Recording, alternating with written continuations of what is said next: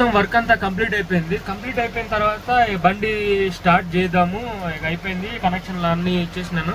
బండి స్టార్ట్ చేద్దామని చెప్పేసి రెడీ అయిపోయినాము. సడన్గా వర్షం అయితే వచ్చేసింది. సడన్గా వర్షం అయితే స్టార్ట్ అయిపోయింది అనమాట. ఇక నేనైతే ఇదే బండిలో కూర్చున్నాను. బయటికి వెళ్ళడానికి కూడా వీలు లేకోకుండా ఒకటేసారి ఇక వచ్చేసింది వర్షము. అటు నుండి ఇటు వెళ్ళడానికి వీలు లేకపోతే ఇక బండిలో ఎక్కేసి బండిలో కూర్చున్నాను అనమాట. ఇట్లా వర్షం పడితే కష్టమే, మనకి వర్క్ సాగదు, ఏం అవ్వదు.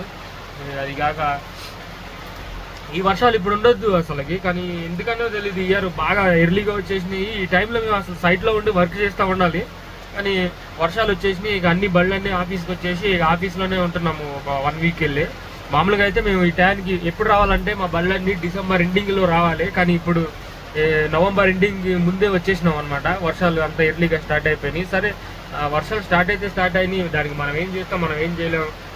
మేము ఏం చేస్తామంటే మన వెహికల్స్ సర్వీసింగ్ చేసుకుంటున్నాం. రిపేర్స్ అన్నీ ఒకదాని వెనకాల ఒకటి చేసుకుంటా ఉండగా ఈ సడన్గా వర్షం వచ్చేసింది అనమాట. బండి పని అయితే అయిపోయింది. బండి స్టార్ట్ చేద్దాము, రొటేషన్ ఎట్లా ఉందని చెప్పేసి నేను ఇక బండి స్టార్ట్ చేసే టైంకి వచ్చేసరికి వర్షం ఫుల్గా పడిపోతుంది అనమాట.